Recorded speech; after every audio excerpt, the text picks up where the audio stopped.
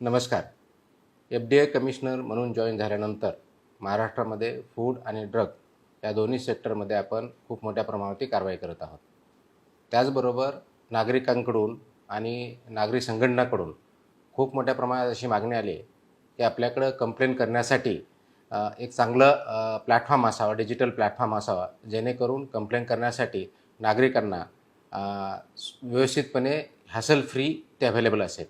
आणि म्हणून मी पहिल्या मीटिंगमध्ये किंवा प्रेस कॉन्फरन्समध्ये हे मी सांगितलं होतं की काही दिवसात आपल्याकडं हा डिजिटल प्लॅटफॉर्म अवेलेबल असेल. आज आपण तो डिजिटल प्लॅटफॉर्म ऑनबोर्ड केलेला आहे, गो लाईव्ह केलेला आहे आणि तो नागरिकांच्या सेवेसाठी हजर झालेला आहे. तो ऑपरेशन चालू आहे.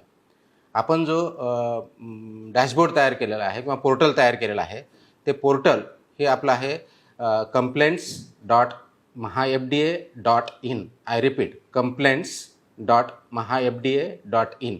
हा मोबाईलवरती आहे आणि आपण आपल्या कम्प्युटर किंवा लॅपटॉपवरून तो वापरू शकता. त्याच्यासाठी आपल्या मोबाईलवर गेल्यानंतर ही URL जर आपण लिंक केली तर आपल्याला हे पोर्टल दिसेल आणि त्या पोर्टल दिसल्यानंतर आपल्याला इन्स्ट्रक्शन येतील आणि त्या इन्स्ट्रक्शननुसार आपल्याला कामकाज करायचं. एक वेळेस आपल्याला आपलं प्रोफाईल क्रिएट करावं लागेल. त्याच्यावरती आपला मोबाईल नंबर विचारला जाईल.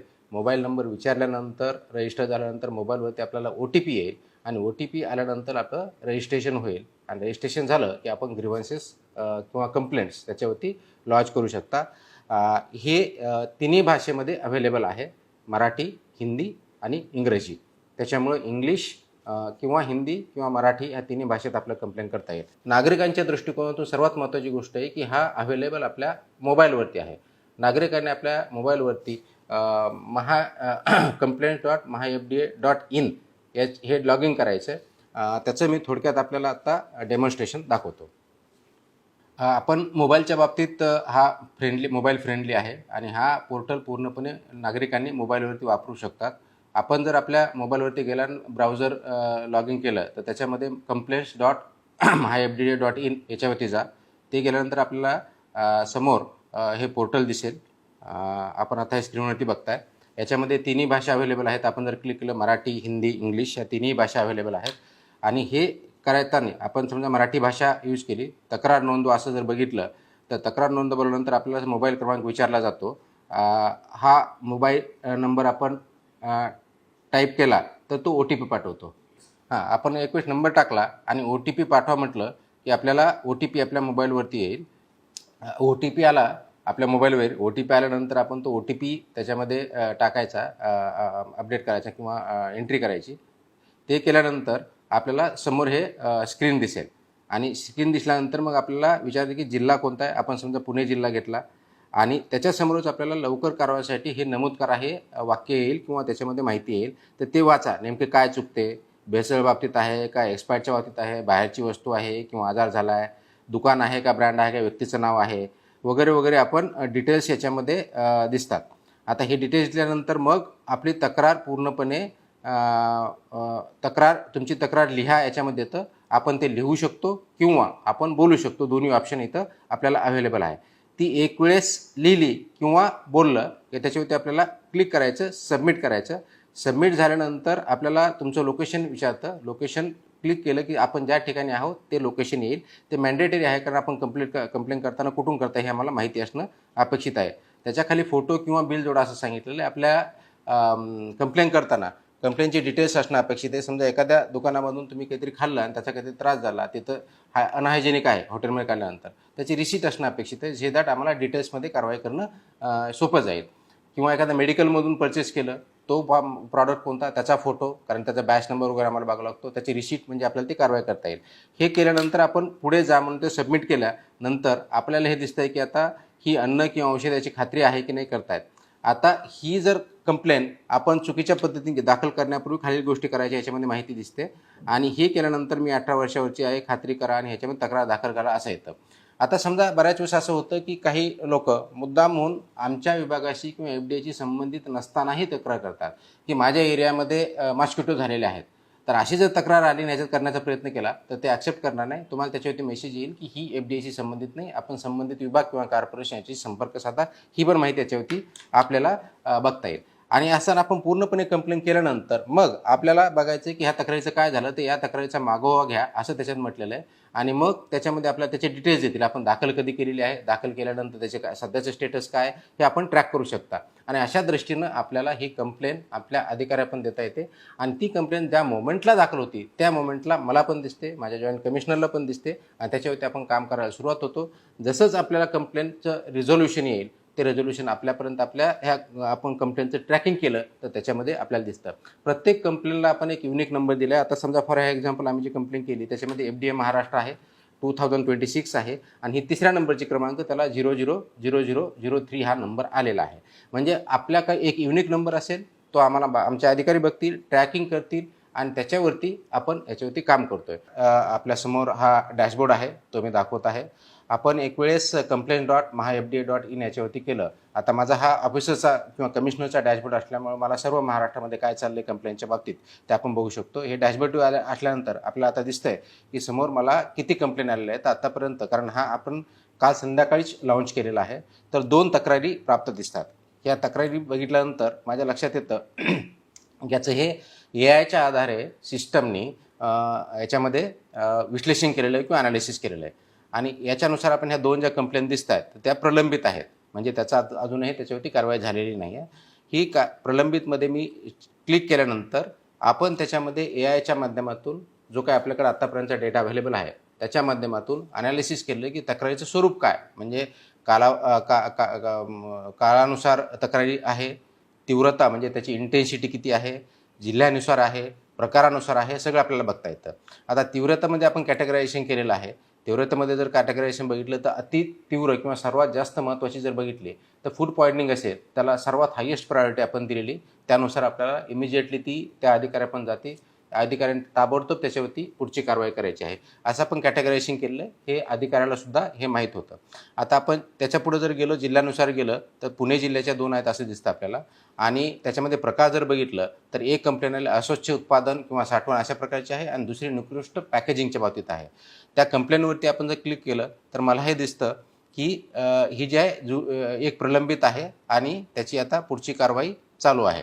त्याची तीव्रता आपण जी बघितलेली आहे नॉर्मल कॅटेगरी, म्हणजे अतितीव्र नाही आहे, त्याच्यामुळं त्यांना जो वेळ दिलेला अधिकार त्यानुसार ते कारवाई करत राहतील. हे मला इथं डॅशबोर्ड दिसतो. हेच आपण जर थोडक्यात पुढं डिटेलमध्ये जर गेलो तर याच्यामध्ये एक्सप्लोरर म्हणून मला दिसतं. आता एक्सप्लोररमध्ये मला जर बघितलं तर ह्या 2 कंप्लेंट ज्यावेळेस मी चेक करतो तर त्याच्यावरती मी ही कंप्लेंटवरती क्लिक केल्यानंतर त्याची कंप्लेंट काय मला डिटेल दिसतात. हे याच्यामध्ये आहे की हा कंप्लेंट जो आहे हा पुणे जिल्ह्यातला आहे, आणि त्यांनी फूड सेफ्टी आणि हायजीनच्या बाबतीत न्यूमरस इस्टॅब्लिशमेंटच्या बाबतीत आपल्याला कंप्लेंट काय हे दिलेली आहे. आणि याच्यामध्ये बघितल्यानंतर आपल्याला त्याचा मोबाईल नंबर दिसतो. AIचं मूल्यांकन इथं दिसतं. हे AIचं मूल्यांकन आपल्याला जे दिसत आहे ते सध्या 95/100, म्हणजेच ती कंप्लेंट जेन्युइन आहे का नॉन जेन्युइन आहे हे AIच्या माध्यमातून त्याची रँकिंग तयार केली जाते, जेणेकरून विनाकारण मिसलिडिंग किंवा अर्धवट माहिती असलेल्या कोणत्याही प्रकारची कंप्लेंट अधिकाऱ्यापर्यंत जाणार नाही, जेणेकरून अधिकाऱ्यांचा वेळ वायाला जाणार नाही, ही त्याच्या पाठीमागचा उद्देश आहे. त्याच्यामुळे आपण कंप्लेंट करताना त्याचे डिटेल्स देणं आवश्यक आहे की कंप्लेंट कोणत्या समजा हॉटेलमधली असेल तर हॉटेलमध्ये आहे, एक्झॅक्टली काय कंप्लेंट आहे, आणि त्याच्याबद्दल काय आपल्याकडे फोटो किंवा रिसीट हा पुरावा आपण त्याचा सादर केला तर अधिकाऱ्यांना त्याच्यावरती वेळेत आणि चांगल्या प्रकारे कारवाई करणं शक्य होतं. ते गेल्यानंतर आपला फोटो त्याच्यामध्ये दिलेलं लोकेशन आपल्याला दिसतं, अंमलबजावणीची काय परिस्थिती आहे ते बघता दिसतं. आता हे करत असताना AI को पायलट पण आपल्याला दिलेला आहे. त्याच्यामध्ये आपले जे अधिकारी आहेत त्यांना याचा कायदेशीर प्रश्न विचारता येतो, कारणे दाखवा नोटीस जनरेट करता येते, आपल्या म्हणजे स्पीच टू टेक्स्ट हे आपण त्याच्यात माध्यम वापरलं आहे. त्याच्यामुळे त्यांना खूप जास्त वेळ लागणार नाही, फक्त बोलून, आणि तो मसुदा आपल्याला बघता येतो. मसुदा अधिकाऱ्यांना म्हणजे अधिकाऱ्याच्या दृष्टिकोनातून सुद्धा याच्यामध्ये खूप इनेबल्ड AIचे फीचर किंवा आपण मशीन लर्निंगचे फीचर्ससुद्धा याच्यामध्ये केलेले आहे. आता ही समजा आपल्याला दिसतं मी याच्यावरती मसुदा तयार केला, कारणे दाखवा नोटीस. आफ्टर इन्स्पेक्शन केल्यानंतर त्यांना असं वाटलं की आपल्याला त्या FBOला किंवा रजिस्टर्ड फार्मासिस्ट असेल किंवा मॅन्युफॅक्चर असेल त्याला नोटीस द्यायची, तर ही नोटीस तयार झाली. मग त्याच्या जे आवश्यक ते काही मॉडिफिकेशन जे लागतील तर ते मॉडिफिकेशन तो करू शकतात. आणि खाली आपल्याला त्याच्यामध्ये पूर्ण फसाई ॲक्ट आहे, त्याचे रूल्स आहेत, त्याचे सेक्शन्स आहेत, हे पण तिथे दिलेले त्यांना रेफरन्स म्हणून. म्हणजे हे करत असताना कोणत्याही परिस्थितीत त्याला मोबाईलच्या बाहेर अधिकाऱ्यांना जाण्याची आवश्यकता नाही, पूर्ण रेफरन्स कायद्याने सुद्धा याच्यामध्ये दिलेले आहेत. म्हणजे एवढ्या प्रमाणात आपल्याला चांगल्या पद्धतीचा AI चा वापर, याच्यामध्ये टेक्नॉलॉजीचा वापर आपण केलेला आहे. आपण त्याच्यामध्ये घटनाक्रम पण बघू शकतो, कधीपर्यंत आलेली आहे, काय केलेलं आहे, कधी चेक केलेलं आहे, त्याने रिपोर्ट अपलोड कधी केला, रिपोर्टवरती काय झालं, ह्या सगळ्या गोष्टी आपल्याला मला इथं बघूनही दिसतात. आता त्याच्यापुढे जर आपण गेलो तर लेखापरीक्षण नोंदी जे म्हणतो, म्हणजे की मी ॲज अ कमिशनर म्हणून किंवा आमचे हेडक्वार्टरचे जॉईंट कमिशनर असतील किंवा विभाग लेवलचे जॉईंट कमिशनर असतील, यांना हे बघायचं आहे की आपल्या अंतर्गत जे अधिकारी आहेत यांनी या बाबतीत आपल्या अधिकाऱ्यांनी किती वापर केला. म्हणजे आता माझ्यासमोर आपल्याला जी स्क्रीन दिसते याच्यामध्ये आतापर्यंत किती अधिकाऱ्यांनी वापर केला, त्यांनी नेमकं काय केलं, कृती काय केली, घटक काय आहे आणि IP ॲड्रेस काय, हा सगळा डेटा माझ्याकडे असतो. म्हणजे कोणताही अधिकारी हे मला सांगू शकणार नाही की मी माझ्या मोबाईलवरती कंप्लेंट बघितली किंवा बघितली नाही. जर त्यांनी बघितलं असेल तर त्याचा पूर्ण इथं आपल्याला ट्रेल बघता येते आणि त्याला टाईम स्टॅम्प आहे, डेटचा स्टॅम्प आहे. त्याच्यामुळं कशा पद्धतीने तो मिसलिडिंग अथॉरिटीला करू शकणार नाही. म्हणून ती कंप्लेंट उघडली की नाही उघडली तर काय केलं, या सगळ्या गोष्टी असल्यामुळं एका प्रकारचं पूर्ण लेखाजोखा माझ्या अधिकाऱ्याचं एक ऑडिट, म्हणून त्याला आपण लेखापरीक्षण नोंदी असं म्हटलं, एक ऑडिट ट्रेल पूर्ण आमच्या अधिकाऱ्यांनी जी काय कारवाई केली किंवा नाही केली याच्या बाबतीत तर बघता येतं. त्याच्यापुढे जर घेतली तर आपल्याला क्षमतेनुसार AI चा वापर होतोय की नाही हे पण आपण फीचर याच्यामध्ये अधिकाऱ्यांसाठी दिलेलं आहे. कायदेशीर प्रश्नाच्या बाबतीत त्यांनी वापर केलेला आहे का, कारणे दाखवांचा याच्यामध्ये केलेला आहे का. आता जर बघितलं तर आता कायदेशीरच्या बाबतीत आमच्या अधिकाऱ्यांनी 5 वेळा वापर केलेला आहे, कारणे दाखवायचा मसुदा 1 वेळेस केलेला आहे. म्हणजेच ह्या गोष्टी अनेक वेळेस असं होतं की अधिकाऱ्यांना एवढ्या कंप्लेंटच्या बाबतीत एवढा वेळ असतो का, ऑफिसला जाऊन आम्ही तयार करत बसावं, त्याच्यावरती टायपिस्ट नाही आहे किंवा आम्हाला मदतनीस नाही आहे, ह्या खूप मोठ्या प्रमाणात ते माझ्या FSO किंवा DI कडून यांच्याकडून हे कंप्लेंट यायच्या. तर त्याच्यावरती टेक्नॉलॉजी हे सोल्युशन आहे. म्हणून हे सॉर्ट ऑफ AI एजंट म्हणूयात आपण. जरी फुल्ली आपल्याला AI एजंट म्हणता येत नसेल तर सॉर्ट ऑफ AI एजंट ही याच्यामध्ये आपल्या मोबाईलमध्ये अवेलेबल अधिकाऱ्यांना आपण करून दिलेलं आहे, जेणेकरून त्यांना वेळ लागणार नाही, वेळीच काम करता येईल. आता याच्या बाबतीत पुढची जर फीचर बघितलं तर आपल्याला ऑफिसर्स कोणते आहेत हे, आपल्याला त्याचा रोल काय आहे ते सगळं मला दिसतं, जेणेकरून काम करता येतं. याच्यात जर बघितलं तर कोणता ऑफिसर आहे, त्याचं डेग्निशन काय आहे, त्याचा रोल काय आहे, लॉगिंग कधी केलं, ॲक्टिव्ह होता की नाही, हे सगळ्या गोष्टी मला इथे दिसतात. म्हणून इथून मी सगळं मॉनिटर करू शकतो. ॲक्टिव्हिटीच्या बाबतीत तर युजरची ॲक्टिव्हिटी गेल्या 7 दिवसात 8 दिवसात काय झाल्या, किती युजर, टोटल इव्हेंट्स किती झाल्या, व्हिजिटर्स किती आहेत, पेज व्ह्यूज किती झालेले, साईन्ड इन युजर्स किती आहेत at that point in time, हे पण मला दिसतं. सर्वात महत्त्वाचं मध्ये आपल्याला आता DPDP रूल्स आलेले आहेत. प्रिव्हसी चा आपला कायदा आलेला आहे AI चा IT चा, आणि म्हणून त्याचासुद्धा वापर पूर्णपणे याच्यामध्ये डेटा प्रिव्हसीच्या बाबतीत आपण बघतोय. ब्रीच झाले असतील तर ते पण आपल्याला करतात. राईट्स रिक्वेस्ट कुणाच्या आल्या की मला माझा कंप्लेंट केलेली मला ती आता विड्रॉ करायची, ते तुमच्या पोर्टलवर असणं अपेक्षित नाही आहे, ते डिलीट करण्याचंही प्रोव्हिजन आहे. कंप्लेंट दाखल करून घेतो किंवा ग्रीव्हन्स दाखल करून घेतो त्यांच्या कन्सर्ननीच घेत असतो, कारण हे DPDP रूल्सनुसार कन्सेंट मॅन्डेटरी आहे, तो आपण याच्यामध्ये ठेवलेला आहे, जेणेकरून त्याच्यावरती आपल्याला काम करता येईल. ही सुद्धा आपल्याला माहिती असते, म्हणून आपण सगळे जे लेटेस्ट डेटा प्रिव्हसीचे रूल्स आणि DPDP जे आहेत ते सुद्धा याच्यामध्ये इन्कॉर्पोरेट केलेले आहे. त्याच्यापुढे आपण वृत्त कक्ष दिसतं की ज्या विभागाच्या बाबतीत ज्या काही बातम्या येत आहेत त्या इथं दिसतील आपल्याला, आपण चेक करू शकता.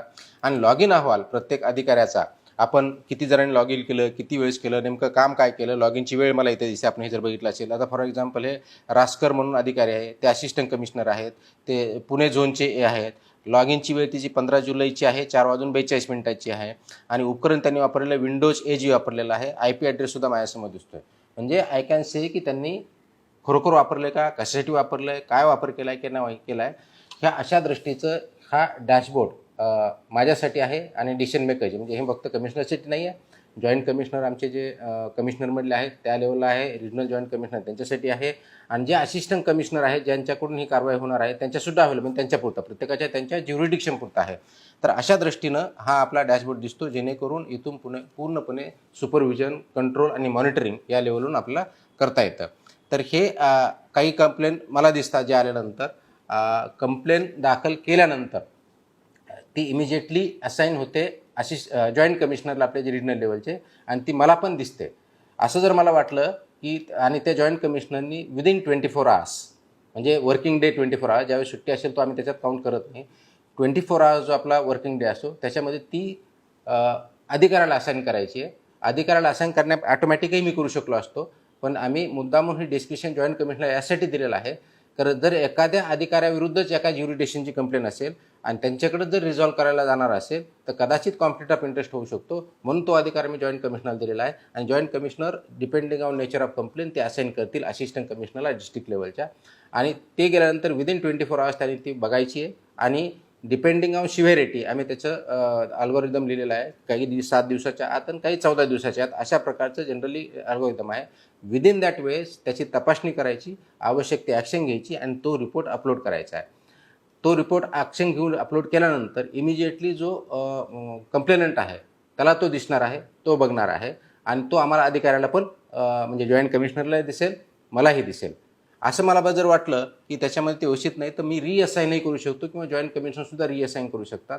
किंवा एखादी कंप्लेंट आली मला वाटतं की नाही यांनी असाईन केलेल्या एका पर्टिक्युलर ऑफिसरला तो योग्य नाही तर चेंज करण्याचा अधिकार मला आहे, ते इथून मी करू शकतो. तर ह्या सर्व प्रकारचं मॉनिटरिंग इथून होत आहे. अशा दृष्टीचा हा आपण डॅशबोर्ड complaints.mahafda.in याच्यावरती तयार केलेला आहे. आणि म्हणून या अगोदर असं होतं की कंप्लेन फॉस्कॉसवरती एक ॲप होतं, परंतु ड्रग किंवा मेडिसिनच्या बाबतीत वेगळ्या पद्धतीचं ॲप आपल्याकडे नव्हतं. आपण चांगल्या पद्धतीचं टोल फ्री नंबर दिलेला आहे, परंतु त्याचे ट्रॅकिंग करणं फोन केल्यानंतर थोडं ॲडमिनिस्ट्रेशनच्या दृष्टीनं आणि नागरिकांच्या दृष्टीनंही अवघड होतं, मोस्ट करून नागरिकांच्या दृष्टीनं. कारण फोन केला आहे त्या फोनचा नंबर कोणी लोक द्यायला तयार नसतात, त्याच्यामुळे मला उत्तर देता येत नाही. मेल करतायत तर मेल केल्यानंतर बऱ्याच वेळेस आम्ही कारवाई करतो पण मेलवर उत्तर द्यायला वेळ लागतो. या सर्वावरती एक छानसा उपाय म्हणून हे पोर्टल तयार केलं जे प्रत्येक नागरिकाच्या मोबाईलमध्ये असेल. त्यांनी फक्त याचा वापर योग्य प्रकारे करायचा आहे. कोणत्याही प्रकारच्या चुकीच्या कंप्लेंट करणं किंवा वारंवार याच्यामध्ये ब्रीच करण्याचा सुद्धा काही लोक प्रयत्न करतील, जो आतापर्यंतचा माझा अनुभव आहे. तर असं चुकीच्या पद्धतीनं ब्रीच करण्याचा किंवा विनाकारण त्रास देण्याच्या हेतूने करू नये. कारण असे जर वारंवार आम्हाला आढळलं तर लॉग इन आम्ही जसं सांगितलं ते लॉग इनचा म्हणजे ऑडिट राहील असेल आम्हाला आणि अशा लोकांना आम्ही नोटीससुद्धा इश्यू करू की तुम्ही चुकीच्या पद्धतीने घेऊन शासकीय कामासुद्धा अडथळा करतायत, हे कृपया करू नका.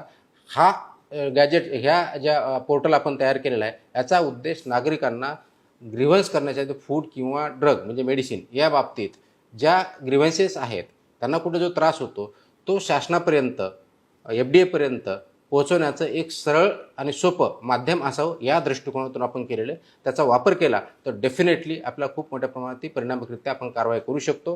दुसरी गोष्ट अशी आहे की इनकम्प्लीट जर त्याच्यात इन्फॉर्मेशन असेल तर ॲक्सेप्ट होणार नाही, कारण कारवाई करण्यासाठी कंप्लीट इन्फॉर्मेशन लागेल. आणि म्हणून ज्याला आपण म्हणू की मिसलिडिंग करणं किंवा इनकम्प्लीट इन्फॉर्मेशन देणं असं न करता जेन्युइन कंप्लेंट याच्यामध्ये टाका, जेणेकरून माझ्या अधिकाऱ्यांचाही वेळ जेन्युइन कंप्लेंटवरती चांगलं काम करण्यासाठी होईल आणि त्याचा परिणाम आपल्या आयुष्यावरती आरोग्यावरती चांगल्या पद्धतीने होईल. मग फूडच्या बाबतीत असेल किंवा ड्रगच्या बाबतीत. त्याच्यामुळे आता वेगळा कोणताही प्लॅटफॉर्म वापरण्याची महाराष्ट्रामध्ये FDAच्या बाबतीत ग्रीव्हन्सच्या बाबतीत कोणत्याही नागरिकांना आवश्यकता राहणार नाही. माझी अशी विनंती आहे की हा आपल्याला जो पोर्टल दिलेला आहे तो काही ॲप पण नाही आहे, ते पोर्टल आहे. त्याच्यामुळे फक्त आपल्याला एवढंच करायचं आहे की complaints.mahafda.in याच्यावरती जायचं आहे, एक वेळेस लॉग इन व्हायचं आहे आणि आपल्याला आवश्यक त्यावेळेस तो वापरायचा. हे केलं तर निश्चितच FDA आपल्या दारी आलं असं आपण म्हणू शकतो. धन्यवाद.